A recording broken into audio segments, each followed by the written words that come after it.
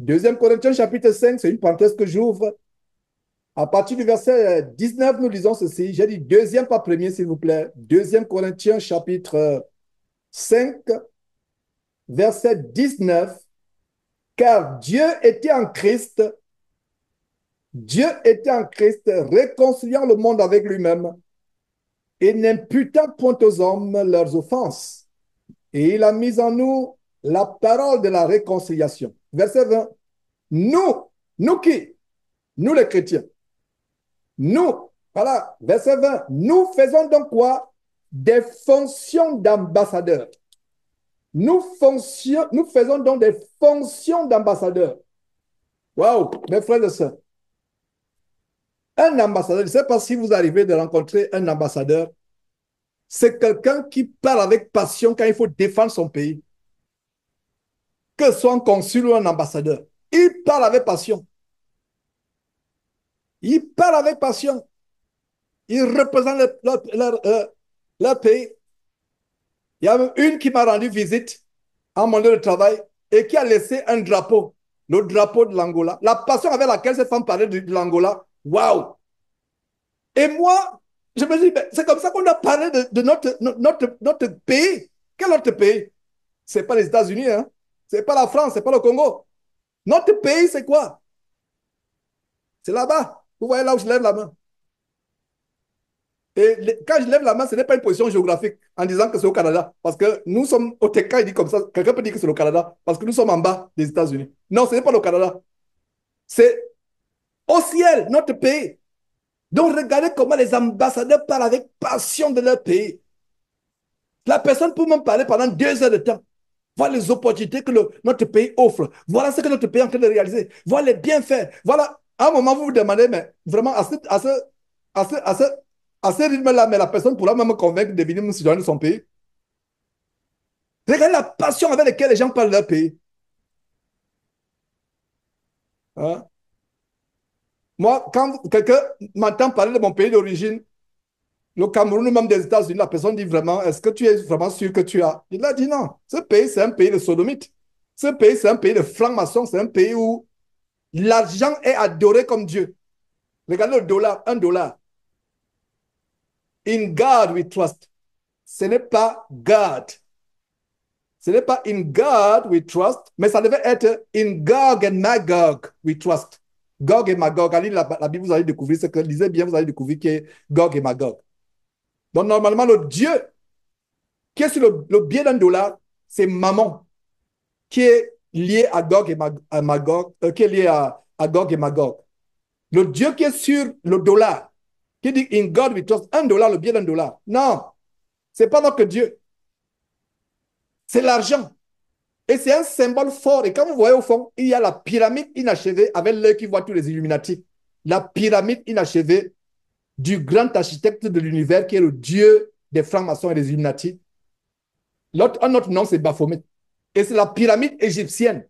Et les pyramides en Égypte représentaient quoi? Ça représente quoi, pardon? Ça représente les tombeaux.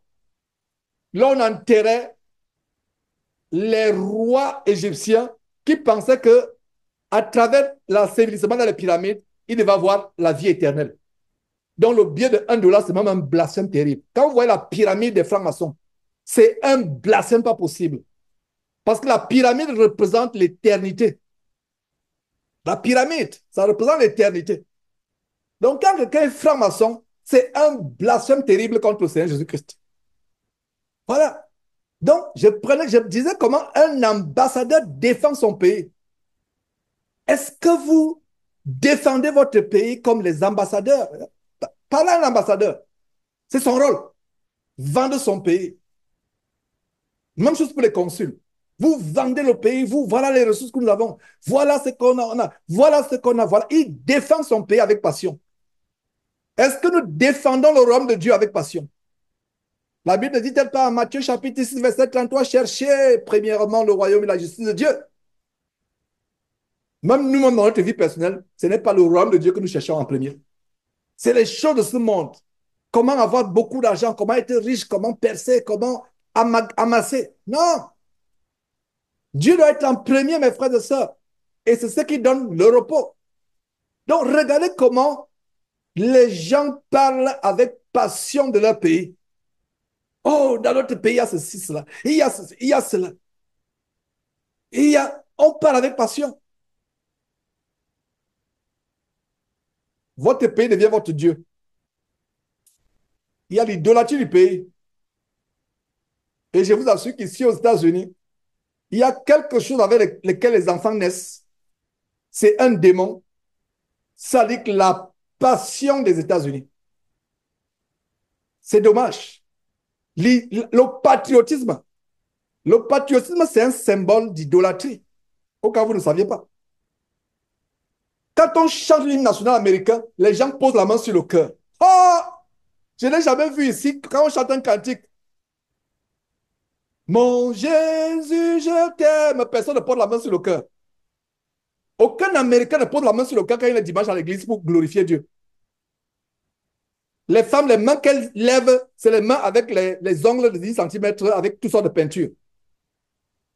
Mais personne ne pose la main sur le cœur pour dire mon Jésus, je t'aime, tu m'as sauvé. Personne ne pose la main sur le cœur pour chanter. Mais quand c'est oh, c'est can you see? Tout le monde pose la main sur le truc, tout le monde est là. Les gens même pleurent. Les gens même pleurent. Ah! Et il y a des chrétiens américains. Je pense que le ministère doit vraiment commencer aussi vraiment en anglais. Et j'y pense. Là, alors, ce sera peut-être Trump va dire, le gars là, il faut vraiment lui enlever sa nationalité. Il faut qu'on le chasse. Il faut qu'il retourne en Afrique. Parce que non, il faut dire la vérité. Vous mettez la main au cœur pour chanter, pour adorer un pays. Ça me ferait plaisir de voir un chrétien qui met la main sur son cœur et dit, Seigneur Jésus, merci, tu es dans mon cœur. Bien que nous n'avons pas besoin de faire cela. Notre cœur n'est pas ce muscle dans la chair. Mais ce symbole, est-ce que vous voyez un peu à quel point nous sommes? Donc, ayant dit cela, regardez comment vous et moi, nous ne vendons pas notre citoyenneté céleste. Et il y a même une abomination. Je ne sais pas s'il y a une abomination, parce que maintenant, quand tu dis des choses contre Trump, tu risques d'être expulsé. Mais pour moi, je vais quand même parler. Personne ne m'expulse, moi, les États-Unis, mais vous ne m'expulserez pas du royaume de Dieu, au nom de Jésus-Christ. C'est le seul pays où, si vous tenez ferme, vous ne serez pas expulsé. C'est le seul pays où c'est vous-même qui vous expulsez. Quelqu'un peut crier Amen depuis là où vous êtes. Le seul pays où là vous vous expulsez, c'est le ciel. Ça dit que le ciel, vous-même vous vous expulsez. Non, je ne remplis pas les conditions. J'aime ma vie sur terre. J'aime mes choses. J'aime l'impudicité. J'aime l'argent. Vous-même vous vous expulsez. Mais le vrai pays, le ciel, et il n'y a pas d'expulsion, il n'y a pas de déportation. Regardez ce pays.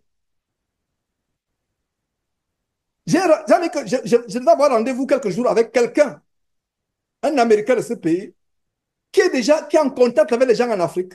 Et Dieu sait pourquoi ce rendez-vous n'a pas eu lieu. Les gens l'ont déjà contacté pour avoir la nationalité, pour payer, non, c'est pas pour avoir 5 millions. Pour ceux qui ne le savent pas, Trump a fait un décret présidentiel où vous payez 5 millions, vous avez la green card en or. Ils appellent ça Trump Gold Card.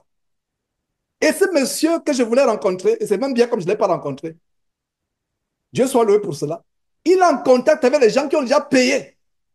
Oh, ok, si l'argent te permet de payer même 100 milliards de dollars une nationalité, c'est ton argent, c'est ton problème, ça c'est ta vie, ça ne me regarde pas. Mais pourquoi j'utilise cet exemple, mes frères et sœurs? C'est pour vous dire que quelqu'un paye 5 millions de dollars. Je n'ai pas dit 5 millions de francs français ou de kwanza angolais ou peu importe de shilling tanzanien. Je vous parle de 5 millions de dollars. Combien payez-vous pour avoir la nationalité du ciel? Combien payez-vous? Même sur le plan humain. Arrivé au point où nous avons eu la nationalité, ça a coûté à moi et à mon épouse une fortune. Tous les frères aux États-Unis savent de quoi je parle. C'est une fortune. La nationalité, c'est un aspect où on renfloue les caisses du trésor américain. Oh là là, c'est incroyable. Mais la nationalité du ciel, c'est simple. Tu ne paies rien.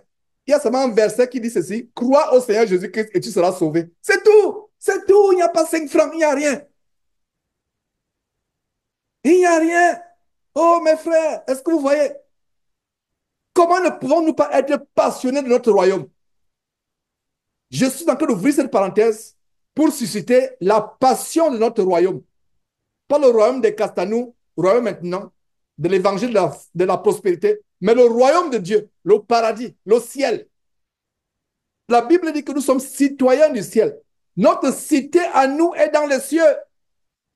Notre cité à nous est dans les cieux. C'est là où, mes frères et sœurs, nous attendons la manifestation de notre Seigneur Jésus-Christ qui viendra sauver l'Église. Mes frères, nous ne sommes pas citoyens, nous ne sommes pas véritablement citoyens de ce monde.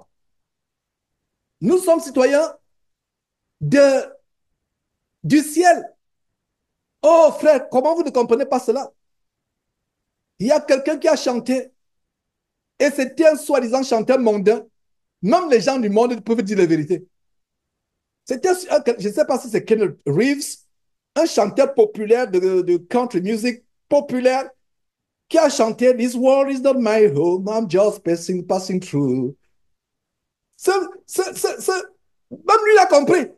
Même lui n'a compris ce que vous et moi, on a du mal à comprendre, que ce monde n'est pas ma maison. I'm just passing through. It's not my home. This world is not my home. I'm just passing through. Il a compris cela.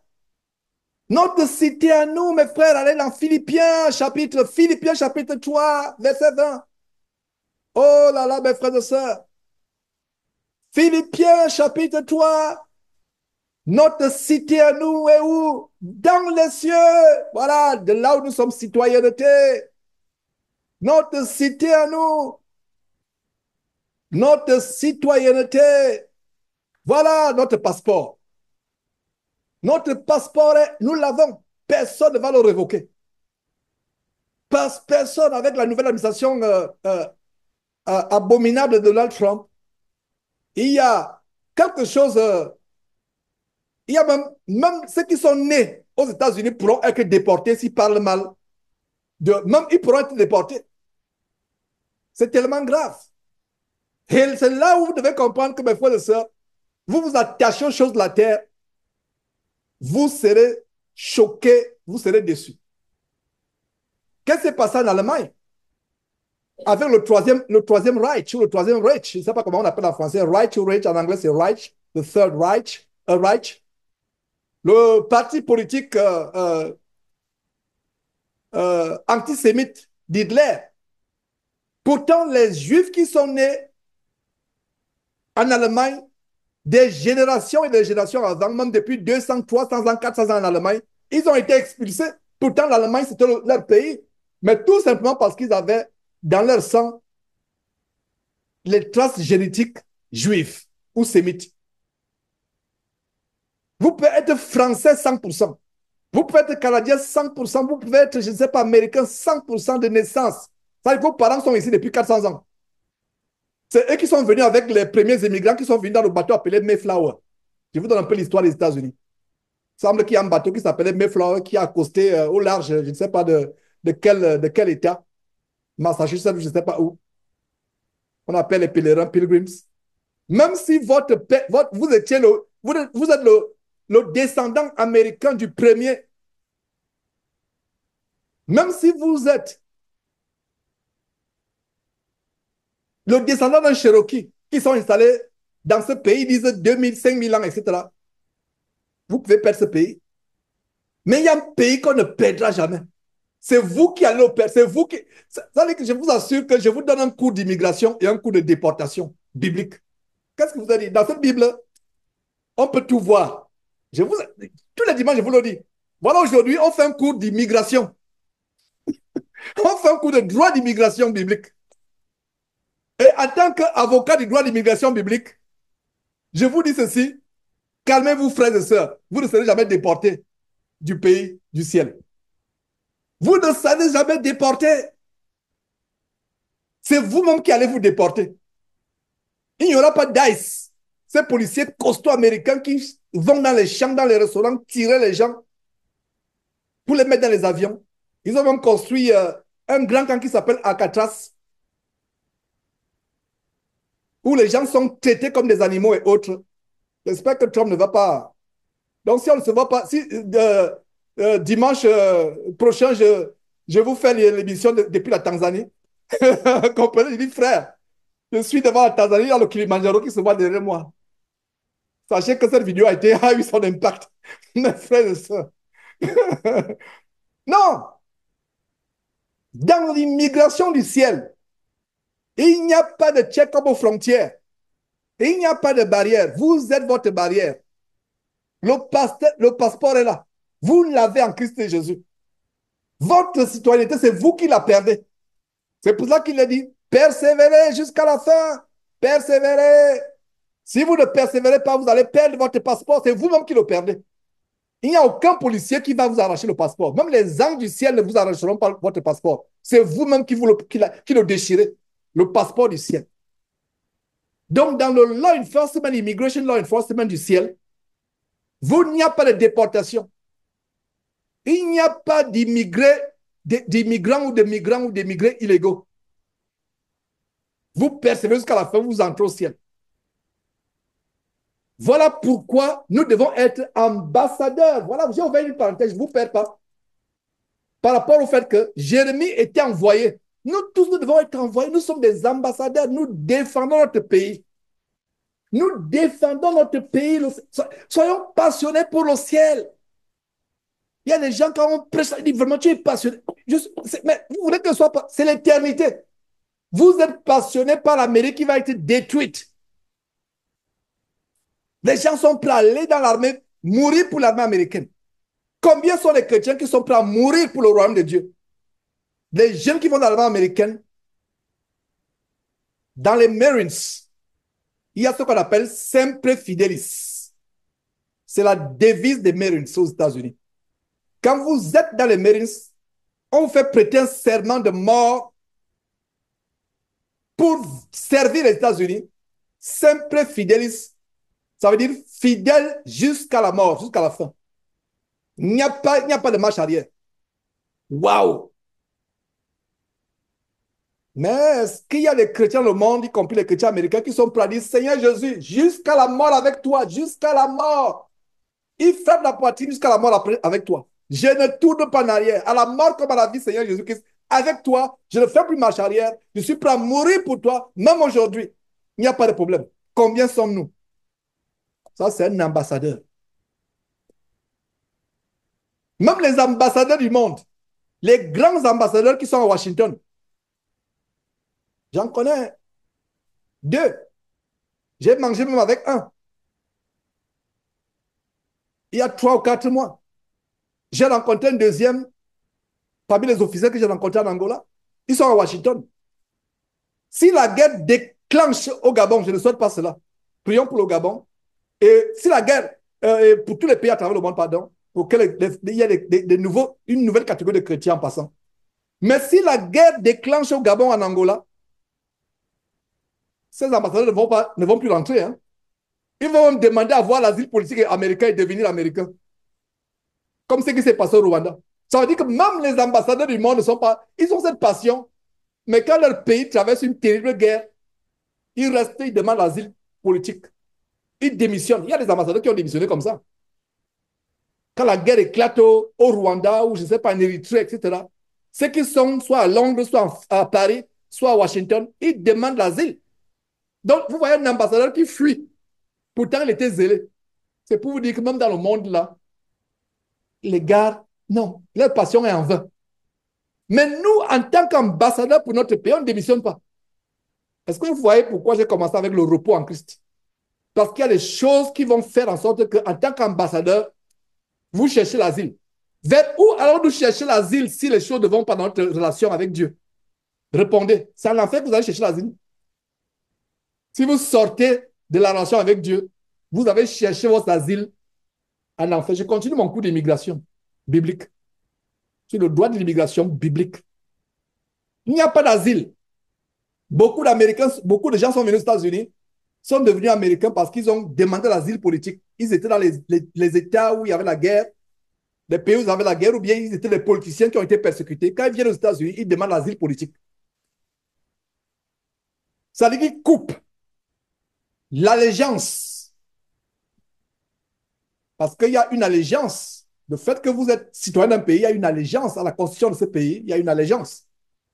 Mais pour être citoyen américain, il faut couper toute allégeance à tout autre souverain, à toute autre souveraineté. C'est vrai qu'il y a des pays qui ont des traités de double nationalité avec les États-Unis, mais il y a une chose que je peux vous dire, c'est que l'une des conditions de la nationalité américaine, c'est que vous renoncez, vous abdiquez. C'est un mot français qui signifie tout simplement que c'est un mot qui signifie tout simplement que vous renoncez. Abdiquer signifie que vous renoncez à votre état. Vous renoncez aux privilèges de votre pays d'origine et vous devenez américain. Par rapport au ciel, il y a des gens qui disent vraiment, j'ai reçu un email, il y a une sœur qui dit vraiment, quand j'étais dans les fausses églises, tout allait bien dans ma vie. Quand j'étais une chrétienne de nom seulement, une chrétienne d'apparence, tout allait bien. Mais depuis que je me suis dépouillé, depuis que je suis vos enseignements, depuis que j'essaie de plaire à Dieu, c'est là où j'ai toutes sortes de problèmes. C'est comme si elle vivait une guerre civile dans sa relation avec Dieu. Alors, elle va demander l'asile où? Où vas-tu te réfugier si ce n'est pas au ciel? Chrétien, tu peux vivre une crise terrible dans ta vie. Tu peux vivre une guerre civile dans ta vie spirituelle. En passant, cette guerre civile, ce n'est pas contre Dieu et ses anges, c'est contre toi-même et les passions de ta chair, etc. Ne renonce pas à ta citoyenneté du ciel. Où vas-tu demander l'asile? Le seul pays, mes frères et sœurs, c'est le ciel. Et nous avons vu ce verset, je crois que je vous l'ai donné. Philippiens chapitre 3, verset 20. Notre cité à nous est dans les cieux, dont nous attendons aussi comme sauveur le Seigneur Jésus-Christ, verset 22, qui transformera le corps de notre humiliation en le rendant semblable au corps de sa gloire par le pouvoir qu'il a de sa susciter toutes choses. Voilà. Voilà. Éphésiens chapitre 2, verset 19 dit aussi quoi? Éphésiens chapitre 2, verset 19 va dans le même sens. Ainsi donc, vous n'êtes plus des étrangers. Voilà, on n'est plus qui? Des étrangers. C'est comme vous qui êtes dans votre pays et moi ici. Nous ne sommes plus étrangers. Nous sommes considérés comme les citoyens sur le plan légal des États-Unis. Vous qui êtes au Canada, vous êtes des citoyens du Canada. C'est la même chose que Dieu dit par rapport dans ce cours d'immigration céleste que je vous fais. Waouh, je ne savais pas que je devais faire un cours d'immigration céleste. Dans ce cours d'immigration céleste que je vous fais, et un cours de citoyenneté céleste, voilà ce que la Bible dit. La Bible dit ceci. Vous n'êtes plus des étrangers, ni des gens du dehors, mais vous êtes concitoyens des saints, gens de la maison de Dieu. Donc, si je dis à Franck, ah, bonjour Franck, oh Franck, que Dieu te bénisse, cher compatriote. Franck penserait que peut-être un de mes deux pays, c'est le Gabon. Non. Franck, c'est parce que je t'appelle compatriote parce que tu es concitoyen.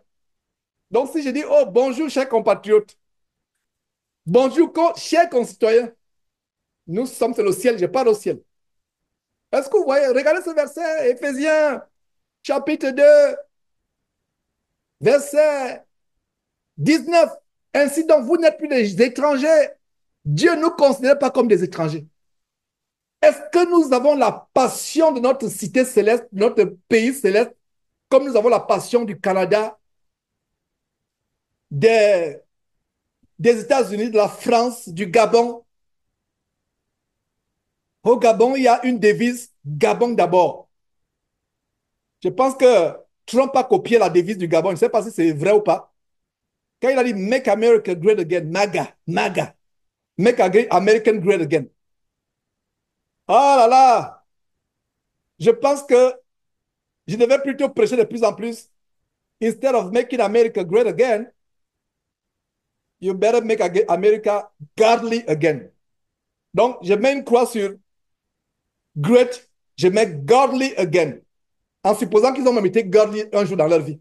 Ensuite, je leur donne le bénéfice du doute. Je ne sais pas si l'Amérique a été un jour dans la piété. Mes frères et sœurs, nous sommes citoyens du ciel. La passion pour... C'est pas parce que nous sommes encore... Nous sommes... Est-ce que vous savez, là, nous sommes étrangers. Mon frère canadien, ma sœur canadienne, ma sœur française, oh, mon frère américain, vous êtes étrangers dans votre pays. La Bible dit que nous sommes étrangers et passagers sur cette terre. Je corrige, bibliquement parlant, le principe de la citoyenneté et le droit de la nationalité. Bibliquement parlant. Le seul endroit où nous, chrétiens, nous sommes chez nous, c'est où? Pas sur cette terre. On n'est pas sur cette terre chez nous. Ah, je suis Canadien. Ah, je suis Gabonais. Ah, je suis Sénégalais. Ah, je suis Américain. Ah, je suis Italien. Non, non, non, non, non, non, non, non. Tu ne l'es pas, tu es étranger. Tu es étranger sur cette terre. Peu importe là où vous êtes. Beaucoup de frères, bon, pas beaucoup, je vais dire quelques-uns, pas beaucoup, pour parler plus exactement. Mais dit, frère, à te voir, tu n'es ni Camerounais, ni, je ne sais pas, tu es, dans nos conversations, il n'y a pas de... J'ai dit, vous n'avez pas compris. Parce que je ne suis ni Camerounais en réalité, ni Américain, ni Gabonais, ni quoi que ce soit. Ça veut dire que si je me retrouve en Tanzanie, c'est la deuxième fois que je parle de Tanzanie, je ne sais pas si c'est une prophétie. Si je me retrouve en Tanzanie, ou je ne sais pas, à Jakarta, ou je ne sais pas, en Alaska, ou chez les Inuits là-bas au nord du Canada. Pour moi, je suis étranger partout. Et vous devez aussi comprendre cela. Vous êtes étranger partout sur cette terre. Donc, votre orgueil, que vous êtes anglais, français, américain, gabonais, camerounais, ivoirien, chrétien, votre père, du royaume duquel nous sommes citoyens et concitoyens, compatriotes et compatriotes, notre père nous dit que nous sommes citoyens, nous sommes citoyens du ciel et étrangers sur cette terre. Qui voulez-vous croire? La constitution de votre pays, la loi de nationalité de votre pays ou la loi de Dieu? Dieu dit que nous sommes étrangers partout. Étrangers partout. Nous sommes étrangers partout sur cette terre. Pour eux, nous sommes des citoyens du pays et les autres qui viennent par la frontière sont des étrangers. OK, pour eux. Mais la Bible dit que seul Dieu soit déclaré vrai et tout un menteur. Par rapport au principe de la nationalité divine céleste, notre nationalité, notre statut est le vrai. Notre statut est le vrai. Il arrivera bientôt un jour, ce n'est pas trop long, mes frères et sœurs. La terre sera renversée. Il n'y aura plus de Camerounais, Tchadiens, Canadiens, etc. Il n'y aura plus. Et avant même cela, est-ce qu'il y a dans le séjour des morts un camp de Camerounais, un camp d'Ivoiriens, un camp de Français? Qu'un mort, c'était possible. Parce que ce n'est pas possible que les morts reviennent. Et même si un mort revenait, le mort dira, ce que Georges dit, c'est vrai. Chez nous, là-bas, il n'y a pas vos histoires de pays. Alors que ce n'est même pas encore le ciel, hein? C'est le séjour des morts. Et ce séjour de mort sera plus tard avec les morts versés dans l'enfer. Mais dans le séjour de mort, il n'y a pas de nationalité. La nationalité, la citoyenneté, c'est la plus grande illusion qui soit.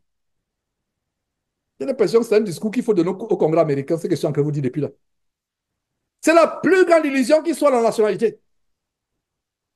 C'est le plus grand mensonge. Les principes fondamentaux de la parole de Dieu. Parce que ce pays a été fondé sur le principe que toutes les lois, autant pour moi, viennent des principes immuables, inchangeables et inaliénables de la parole de Dieu. C'est sûr. Soi-disant, les États-Unis ont été fondés. Alors, si tel est vrai que les États-Unis ont été fondés sur ce principe, ça veut dire que toute personne serait en mesure d'entrer dans ce pays volontairement et dans tout le monde entier. La plus grande illusion sur la terre, c'est les frontières entre pays, c'est les barrières entre pays. Ça a commencé où? La division des frontières entre pays. Où ça? B ou S. Comment? Babylone. Dans la région du quoi? Quoi? Shinéa. Avec Nemrod. Ils ont commencé à construire une tour, ils ont voulu provoquer Dieu, aller à Dieu en contournant Jésus-Christ. Vous savez pourquoi Satan a influencé, a inspiré diaboliquement les gens de Shinéa, Nemrod de Babylone, dans la vallée de Shinéa, de construire la tour de Babel? Parce que Dieu, avant de chasser l'homme, Adam et Ève et sa femme Ève du paradis, Dieu a dit quelque chose à Satan. En Genèse chapitre 3, verset 15, je mettrai inimitié entre toi et la femme, entre ta semence et sa semence. C'est là où le Messie Jésus-Christ est promis en Genèse chapitre 3, verset 15. J'ai fait une étude approfondie de Genèse pendant plusieurs mois, plus d'un an. Allez suivre cela, c'est disponible sur YouTube. C'est là où Jésus a annoncé. Et Dieu annonce à Jésus la naissance de... Dieu annonce, pardon, à Satan la naissance de Jésus. Dieu annonce à Satan en Genèse chapitre 3, verset 15, la naissance de Jésus. Et comme Satan savait que, comme l'homme est chassé du paradis, il y aura un moyen où, plus tard, l'homme pourrait à nouveau aller au paradis par Jésus. En Genèse chapitre 3, verset 15. Parce qu'il dit, je mettais inimitié entre toi et sa semence. Postérité dans 8 secondes, c'est semence, seed en anglais. King James parle de seed dans Genèse chapitre 3, verset 15. La femme a-t-elle la semence? Non. Donc, la femme de Genèse chapitre 3, 15, qui devait avoir, dont la semence devait être en inimitié avec la semence du serpent. Et il y a une semence reptilienne en passant. Il y a ceux qui sont nés de la semence du serpent. Et ici, il y a aussi ceux qui sont nés de la semence par laquelle Jésus-Christ est né, le Saint-Esprit. Et ils deviennent fils de Dieu. Il y a des gens qui deviennent aussi fils de Satan, il n'y a plus rien à faire pour eux. Y compris les faux pasteurs comme Sanogo qui a perdu. Donc, 2 églises ont été brûlées en l'espace d'un mois. Jésus-Christ a publié le scoop de la 2e église qui a été brûlée. Mais quelqu'un me dit, mais Georges, ce n'est pas la première fois que c'est en l'espace d'un mois, peut-être 3 semaines, dans un autre quartier, il y a une église qui a brûlé. Il y a les gens qui sont nés de la semence du serpent, soit les faux pasteurs, soit les gens de ce monde influent qui sont dans les loges franc-maçonniques, etc. La femme n'a pas de semence. Qui a la semence? C'est l'homme qui a la semence, n'est-ce pas? D'où vient-il donc que Dieu dit à Satan que la semence de la femme et ta semence, il y aura inimitié. La femme n'a pas de semence. Quelle est la première fois dans l'histoire de l'humanité où une femme devient enceinte sans avoir la semence d'un homme? La première et la deuxième fois, c'est Marie. Il y a une femme tourmentée en Côte d'Ivoire qui m'a harcelé pendant des mois en me disant que elle est Marie des temps modernes. Elle suivait les enseignements de Jésus-Christ TV. Elle voulait que, elle me dit, non, Georges, il faut que tu dévoiles, montre que je suis Marie. Parce que tous les signes d'Apocalypse chapitre 12, le soleil au pied de Marie, la lune, etc. Et tous les signes bibliques montrent que c'est moi, la nouvelle Marie. J'ai dit, sœur, ferme la bouche. Comme les Américains disent, shut your mouth. J'ai dit, ferme la bouche, ta bouche, sœur.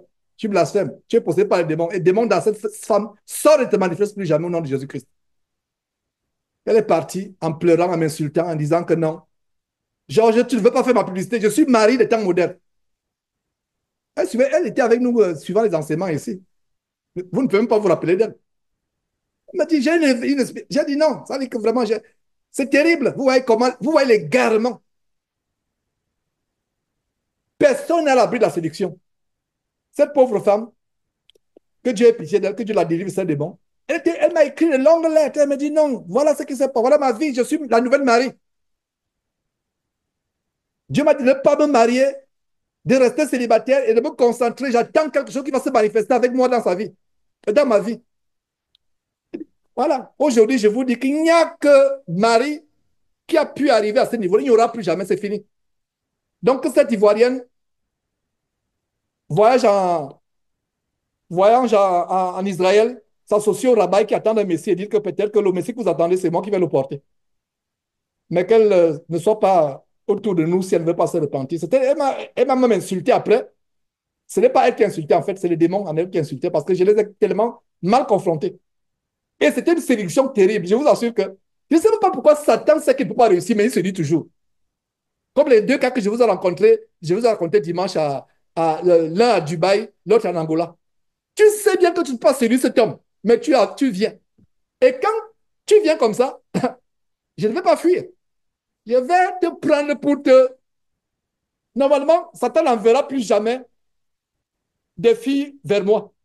Parce qu'il dit qu'avec lui, là, c'est un danger. Il risque de les convertir. Il risque de les convertir. Et c'est vrai. Même celle qui se prenait pour Marie, là, la séduction, elle vient me dire que je publie. Dieu t'a donné la trompette Jésus qui était pour que tu publies mon histoire. C'est pour ça que Jésus qui était né. Publie, frère, tu es en train de pécher. Tu pêches, tu vas là en enfer, publie mon histoire. Ça se passe dans les 2 ans. Je ne vous parle pas des choses de 10 ans. La dernière fois qu'on a eu la conversation, c'est, je sais pas, c'est peut-être 1 an. Et elle est dans la liste de distribution. Elle me dit, enlève-moi de la liste de distribution. Je vais dire, je ne vais pas t'enlever toi-même, tu peux t'enlever toi-même. Je veux que tu écoutes la vérité jusqu'à ce que cet esprit en toi parte. Enlève-moi. Je ne veux plus recevoir tes messages. Parce que tu as désobéi à Dieu. Je suis la nouvelle Marie des temps modernes. Parce que l'histoire de Marie et la manière par laquelle je suis née, le soleil à midi, etc. Je ne sais pas ce qui s'est passé avec le soleil en Côte d'Ivoire quand elle est née. Vraiment, je vous assure, la séduction, elle est sérieuse. Je vous assure que vous n'êtes pas plongé dans l'écriture. Non, vous allez dire que non, qu'il y a quelque chose. Donc, Satan essaiera quand même de séduire. Satan essaiera quand même de séduire. Satan amène une femme pour me séduire. Ah là là. Je vais tout faire pour convertir cette femme. Je ne vais pas fuir. Mais vous, je vous conseille de fuir. Ne faites pas comme moi. Si une femme vous convoite, fuyez. Sauf si vous êtes arrivé au point où Dieu vous a fait de vous un eunuque. Parce que ce que Dieu a fait de moi, je rends grâce à Dieu. Dieu a fait de moi un eunuque. De vous, toutes les femmes de la terre, sauf une. Et c'est un miracle. C'est pour cela que je peux, quand une femme vient pour la séduction, moi je vois une âme, je suis même content. Ok, viens. Quel est ton problème? Non, tu ne peux pas prendre cette voie-là. C'est pas bon. Crains Dieu. Les pensées, tu as la pensée avec un homme marié, c'est le péché. Repends-toi de cette pensée. La personne écoute. Même si la personne ne se convertit pas, j'ai fait ma part. Qui sait? La personne peut se convertir même 5 ans après. Nous sommes des ambassadeurs. Au moins que la personne écoute la vérité. Et je rends grâce à Dieu de ce que, concernant ces attaques terribles, surtout celle d'Angola, cette personne a compris, celle de Dubaï plutôt, cette personne a compris la vérité.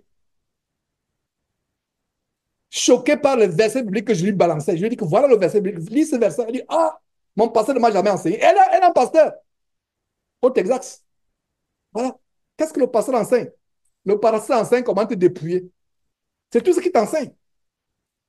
Donc, mes frères, s'il vous plaît, je résume cette parenthèse que j'ai ouverte. Nous sommes des ambassadeurs. Nous ne sommes nulle part chez nous dans ce monde. Nous ne sommes nulle part chez nous dans ce monde. Nous sommes étrangers. Cette nationalité qui nous permet de voyager, etc., sans prendre le visa, et il y a les pays où, comme les États-Unis, ok, c'est les avantages passagers. Mais en réalité, un chrétien est étranger. Ayez ça dans la tête. Mettez ça dans la... Transformez votre intelligence avec ce que je vous enseigne aujourd'hui. Pour ceux qui ne l'ont pas encore fait. Vous n'êtes nulle part chez vous dans ce monde. C'est pour ça que je peux me retrouver en Angola. C'est comme si j'étais chez moi. Me voilà que le jeu au basket le soir avec les jeunes gens. Ils ne me connaissent pas.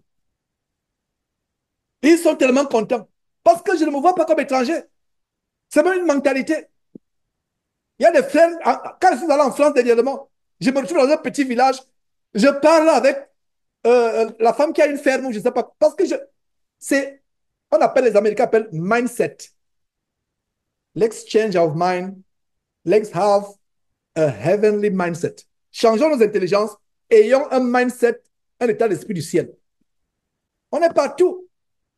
Notre seule cité, frères et sœurs sur Zoom, frères et sœurs en Christ sur Telegram, et chers invités, amis entre guillemets, aropagistes de Facebook, nous sommes de passage sur cette terre. Nous sommes de passage sur cette terre. J'espère que vous avez compris. Donc, étant de passage sur cette terre, au lieu de chanter l'hymne national américain, ou de chanter euh, l'hymne national gabonais, en mettant la main sur le cœur, unis dans la concorde, et on est là, on pleure. Gabonais, quelle est la dernière fois où tu as chanté un cantique à Dieu en pleurant, en ayant la main sur le cœur? Ou en chantant euh, euh, la Marseillaise, où un chant impur doit abréver le Sion.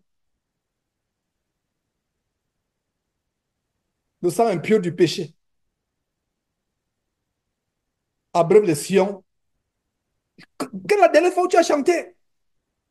Voilà, mes frères et sœurs, notre cité, autant vrai, la passion que j'ai de vous parler du ciel, c'est la même passion que nous tous devons avoir quand on parle du ciel. Vous avez eu la passion pour parler de votre pays. Ah, je suis. Il y a une fois, je connais les gens quand on dit ah, un Américain le rencontre. Oh, where are you from?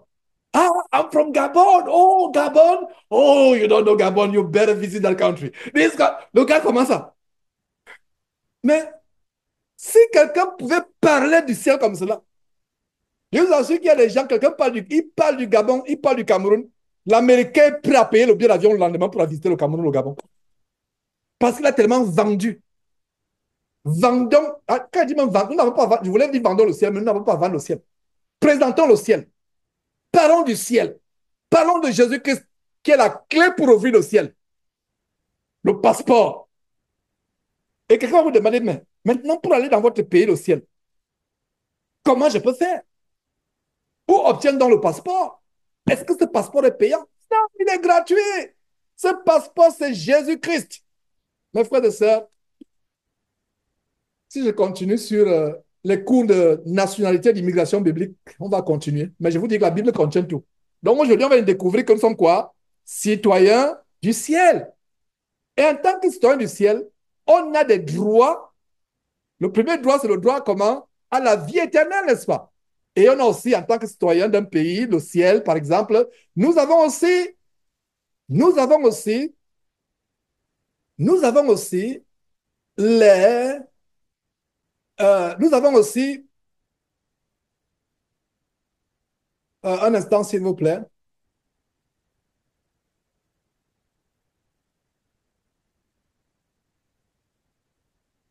un instant, un instant, un instant.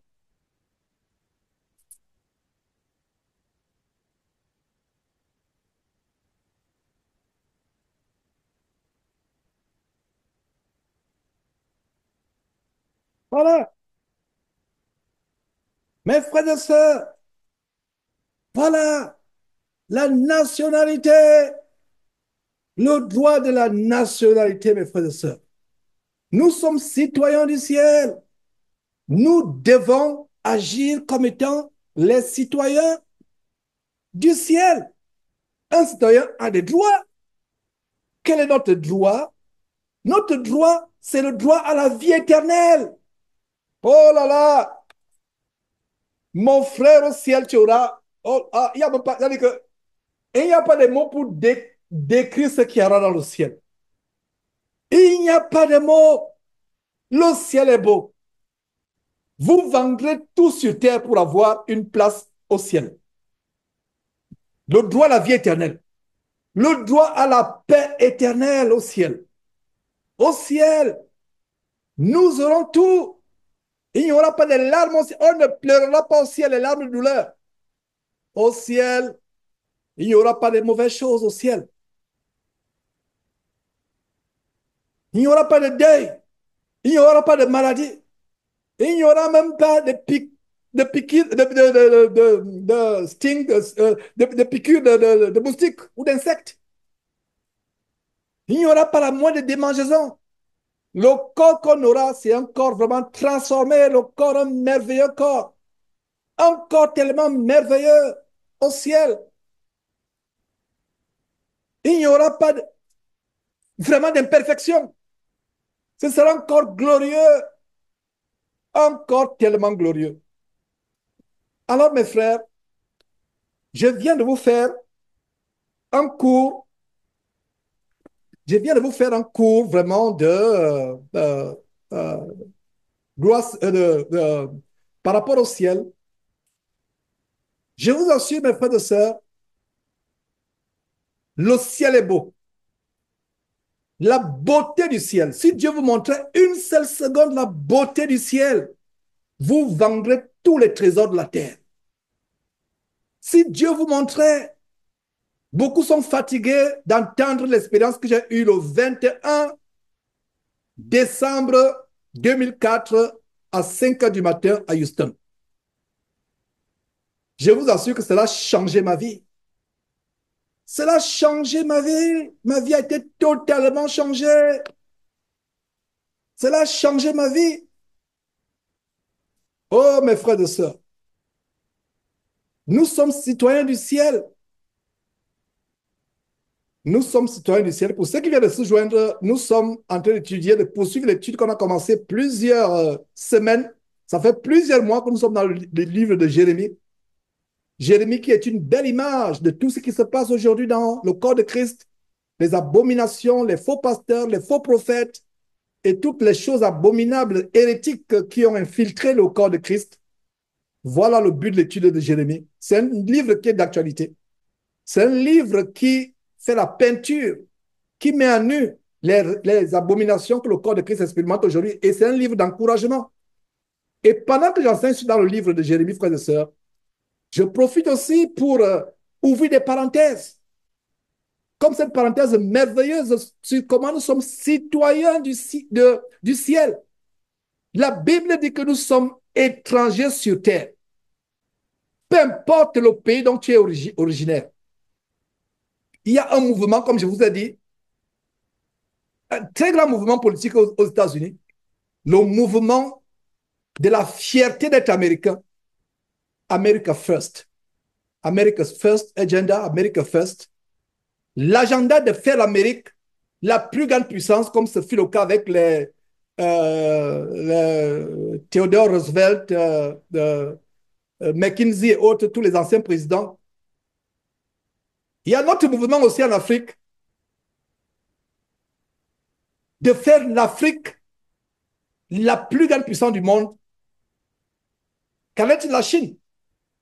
De faire de la Chine un pays, chaque pays veut faire de son pays le premier pays du monde. Mais laissez-moi vous dire, mes frères et sœurs, bibliquement, quand on retourne à la parole de Dieu, notre seul pays, c'est le ciel en fait. Comme je vous disais, dans le sujet des morts, il n'y a pas américain, il n'y a pas africain, il n'y a pas chinois. Dans le sujet des morts, ça n'existe pas. La division du monde en nationalités, c'est la plus grande illusion. C'est la plus grande illusion. Nous sommes étrangers sur cette terre.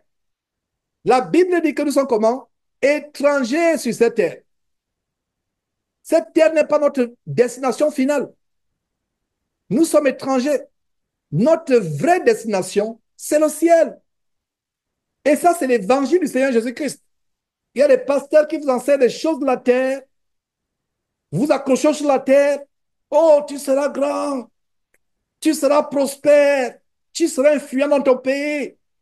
Oh, je prie Dieu qu'il y ait une nouvelle génération de pasteurs qui nous enseignent à être influents pour le royaume de Dieu. Influents pour le royaume de Dieu, influents pour les choses du ciel. C'est ma prière, frères et sœurs. C'est moi-même qui vous parle. J'étais prêt à mourir pour mes pays. J'étais prêt à mourir.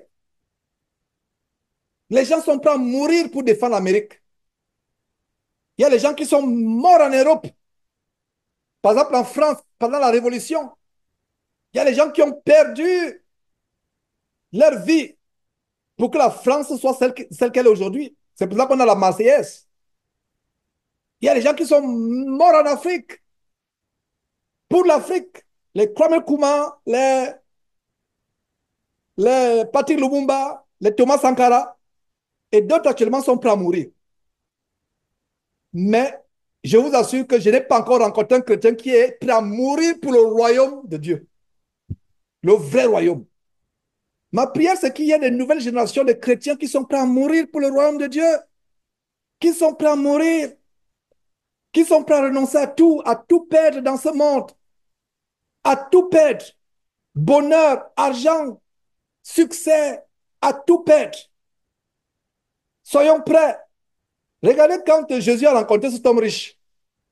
L'homme était tellement riche. Jésus lui a dit, mon ami, cher homme, tu veux me suivre? Vends tout ce que tu as et viens sur moi. Le monsieur est parti, il ne pouvait pas le faire. Ça veut dire quoi? Dieu peut vous combler d'argent, de ressources, mais mon ami, ma soeur en Christ, mon frère en Christ, cet argent n'est pas pour toi. Peut-être tu peux avoir une petite part pour ta famille, mais tout ce vent et tout ce que tu as est sur moi. Aujourd'hui, on dirait, tout ce que tu as, mets-le au service de l'évangile, au service des pauvres. Dimanche passé, j'encourageais les frères et sœurs à faire le monde. J'ai découvert les bienfaits de le monde. Faites le monde autour de vous.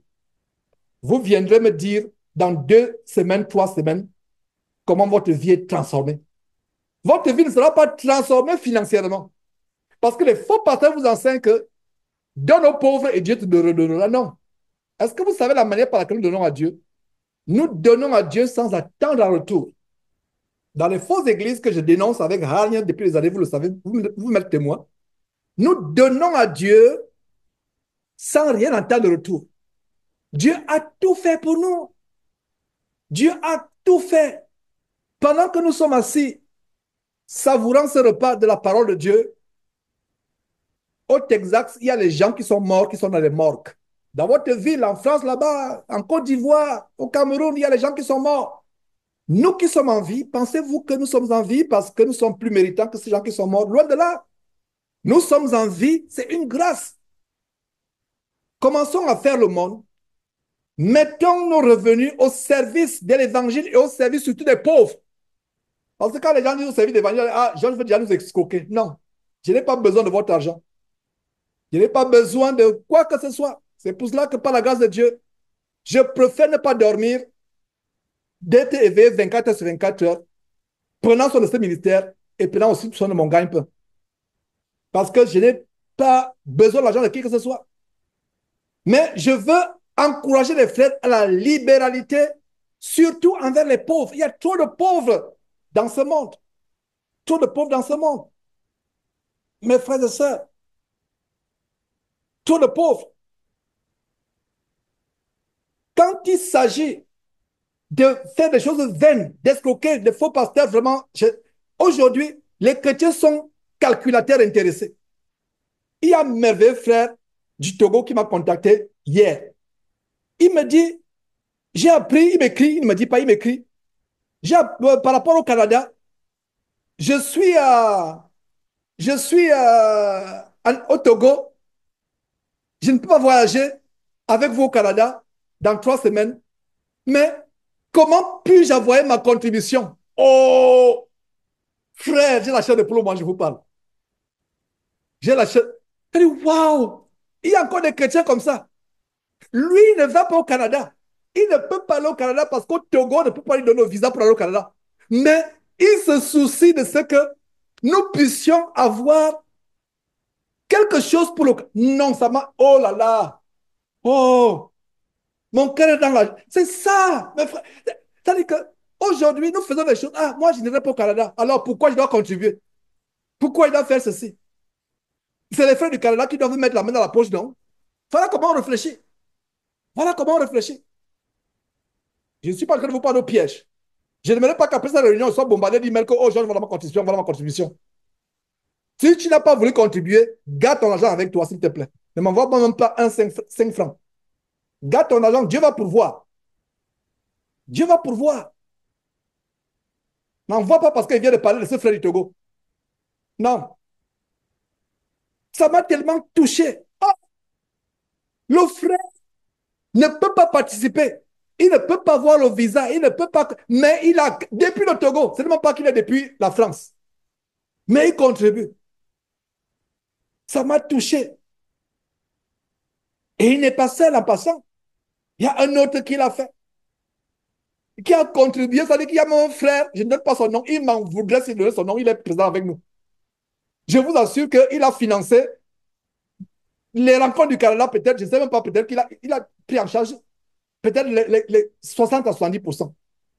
Voilà, mes frères. Voilà. C'est ça la libéralité. Aujourd'hui, les églises dont nous venons, nous sommes conditionnés à faire des choses de manière calculative. Je donne l'argent parce que qu'est-ce qu'il y aura pour moi après? Ce n'est pas comme ça qu'on sert Dieu. On sert Dieu de manière désintéressée. Je vous assure. Beaucoup deviennent, et vous, frères qui voulez avoir des ministères, je vous encourage à avoir des ministères. Il ne faut pas que moi, Georges, je sois le seul ministre. Ayez des ministères. La moisson est grande, mais il y a peu d'ouvriers. Je vous encourage. Et un des détails, un conseil de grand frère dans la foi, même grand frère dans la chair, suivez-moi très bien. Je vous regarde dans les yeux, je regarde ma caméra. Mes frères et sœurs, qu'il n'y ait jamais d'intérêt dans vos motifs quand vous servez le Seigneur. Il y a un terme pédant en français, on parle d'abnégation. C'est un terme pédant qui signifie tout simplement que vous servez Dieu en renonçant à vous-même. Regardez comment rien que le verset 1 nous a fait ouvrir une longue parenthèse. Une longue parenthèse. Jérémie était un ambassadeur à son époque. Dieu parlait au peuple à travers Jérémie. Et en lisant 1 Corinthiens chapitre, plutôt 2 Corinthiens, pas 1, 2 Corinthiens chapitre 5, au verset 20, nous voyons quoi? Nous faisons donc des fonctions d'ambassadeurs pour Christ comme si Dieu exhortait par nous. Chaque chrétien sur terre est un ambassadeur. Je vous disais tantôt qu'à l'espace de 4 mois, j'ai rencontré 2 ambassadeurs. Un parmi les officiels en Angola, l'autre, l'ambassadeur d'un de mes pays, le Gabon. On a eu un déjeuner ici à Houston. Je l'ai rencontré. Regardez la passion avec laquelle les ambassadeurs parlent de leur pays. Nous, en tant que chrétiens, est-ce que nous avons la même passion? Ils parlent avec passion d'un pays qui va disparaître. Quand Jésus reviendra, le monde va disparaître, mon ami. Et c'est la vérité. Est-ce que nous avons la même passion quand nous parlons de Christ? Le message aujourd'hui, ayons la passion de Jérémie quand on parle de notre citoyenneté. La citoyenneté humaine terrestre est la plus grande illusion. Pourquoi je dis que c'est la plus grande illusion? Parce que Dieu dit dans la Bible que vous, chrétiens, mes enfants, vous êtes étrangers et voyageurs sur la terre. Si donc nous sommes étrangers et voyageurs sur la terre, pourquoi nous allons nous attacher à la nationalité de la terre? C'est pour ça que moi, Georges, je peux avoir, même si c'était possible, je peux avoir toutes les nationalités de la terre, tous les passeports. Parce que c'est que pour moi, c'est vain. La seule nationalité qui m'est chère, la nationalité du ciel. Parce que la Bible dit que nous sommes citoyens, citoyens, citoyens, concitoyens des saints. C'est ce que dit la Bible. Notez ce verset pour vous qui ne l'avez pas noté. Philippiens chapitre 2, verset 20 qui dit quoi? Mais notre cité à nous est dans les cieux, d'où nous attendons aussi comme sauveur le Seigneur Jésus. Voilà notre cité. Nous sommes citoyens du ciel. Nous sommes citoyens du ciel. Et Éphésiens chapitre 2, verset 19 dit ainsi donc, vous n'êtes plus des étrangers, ni des gens du dehors, mais vous êtes concitoyens des saints. Nous ne sommes plus étrangers. Le chrétien, même s'il est né aux États-Unis, Dieu le considère comme un étranger des États-Unis. Le chrétien, même s'il est né au Cameroun, Dieu le considère toujours comme un étranger du Cameroun. Les lois de ce monde, des nations vous considèrent comme étrangers dans leur nation. Dieu nous considère étrangers dans tout pays où on a pu naître. Je reprends pour ceux qui sont là à comprendre. Dieu nous considère comme étrangers dans tout pays dans lequel nous sommes nés. Conclusion, qui dit vrai? Dieu ou les lois des pays? La Bible ne dit-elle pas que tout homme soit déclaré menteur et que seul Dieu soit déclaré vrai? Conclusion, c'est Dieu qui a raison. Peu importe le pays dans lequel tu es né dans ce monde, peu importe toutes les nationalités, les passeports, il y a même les gens qui ont 5 passeports diplomatiques. Quel genre de réseau, dans quel genre de réseau sont-ils? Quel genre d'influence ont-ils d'avoir 5 passeports diplomatiques? Mon ami, malgré tes 5 passeports diplomatiques, Dieu dit que tu es étranger sur la terre. Le seul endroit où un homme peut avoir la citoyenneté, c'est le ciel. Amen, mes frères. Est-ce que nous sommes ensemble? Nous sommes ensemble, je crois. Voilà. Le seul endroit où un homme peut avoir la nationalité, c'est la nationalité du ciel. Dieu a mis dans mon cœur de faire un cours d'immigration biblique et de nationalité biblique. C'est ce cours. Pour ceux qui ont pris ce cours, qui ont pris ce cours en cours, qui n'ont pas suivi, si la vidéo est postée par la grâce de Dieu, allez encore le suivre. Vous serez édifiés. Étant donc citoyens du ciel, soyons passionnés par le ciel. Je reprends encore cela. Je disais tout à l'heure, quand les Camerounais chantent l'hymne national, au Cameroun, berceau de nos ancêtres, la main posée sur la poitrine.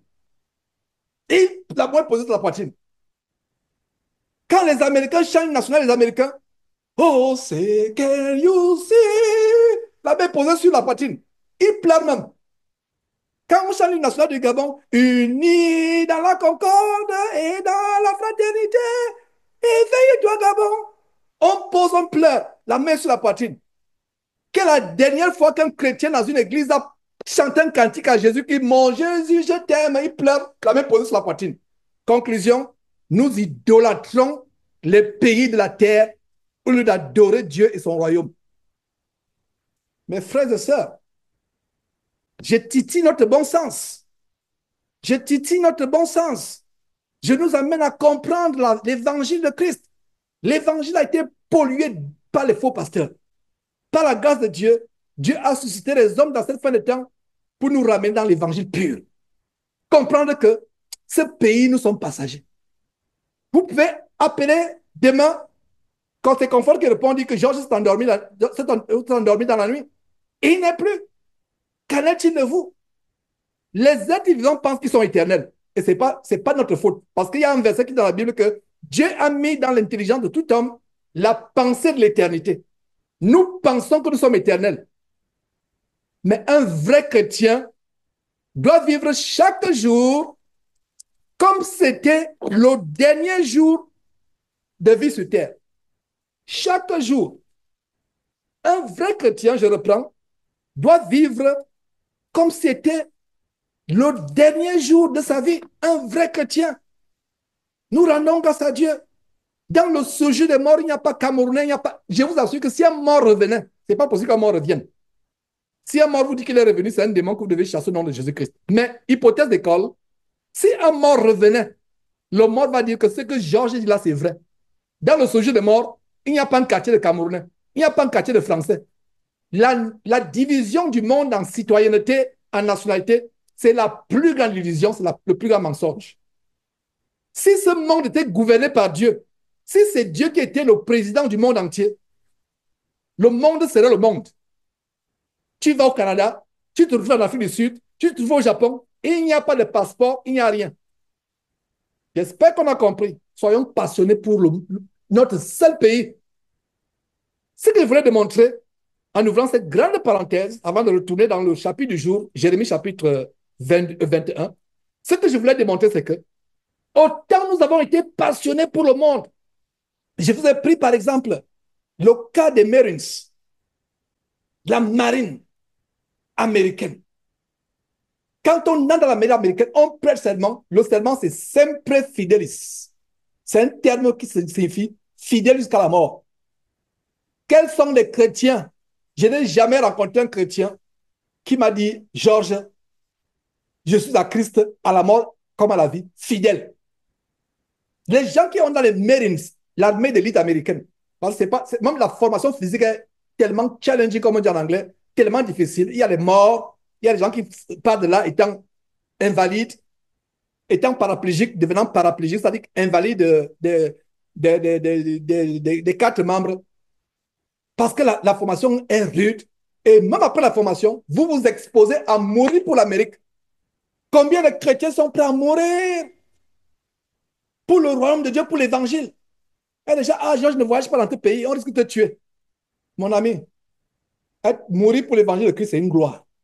Tout abandonner sur terre pour l'évangile de Christ, c'est une gloire. J'espère que vous avez bien compris cette parenthèse sur la nationalité véritable que nous avons. Ce n'est pas le passeport américain que tout le monde convoite. Regardez, 5 millions. Quelqu'un, je devais avoir... quelqu'un, on avait un rendez-vous qui a raté. Quelqu'un qui vend les nationalités, pas qui vend, qui aide les gens à avoir la nationalité américaine. 5 millions. Mais 5 millions. Mais la nationalité du vrai pays qui existe, le pays éternel du ciel, coûte combien? Comme les Camerounais disent, c'est une genre. Zéro. Tu ne payes même pas 5 francs. La Bible dit, crois au Seigneur Jésus-Christ et tu seras sauvé. Fin. Et tu continues à persévérer dans une vie de sanctification, de piété, de crainte de Dieu, renonçant aux mensonges, renonçant à la corruption, à la fraude, aux mensonges, à la débauche sexuelle, à toutes sortes de débordements. Tu persévères jusqu'à la fin. C'est un passeport qui est cadeau, comme les Camerounais disent, genre, gratis. Vous ne payez même pas 5 francs. Pour nous qui avons émigré ici, et vous qui êtes en France, qui avez immigré, peu importe le pays, regardez les fortunes qu'on dépense pour avoir une nationalité américaine. Et Dieu vous dit quoi? Mon ami, vous êtes étranger dans votre propre pays. Même les Indiens qui sont aux États-Unis il y a 2000 ans, Dieu dit qu'ils sont étrangers et voyageurs comment? Sur la terre. Donc, le seul pays où nous sommes citoyens, c'est le ciel. Mes frères et sœurs, retournons dans Jérémie et finissons. Waouh! Une parenthèse est même plus longue que l'enseignement. Mais je parle inspiré par Dieu et non inspiré par mon intelligence. Et voilà. Alors, verset 22,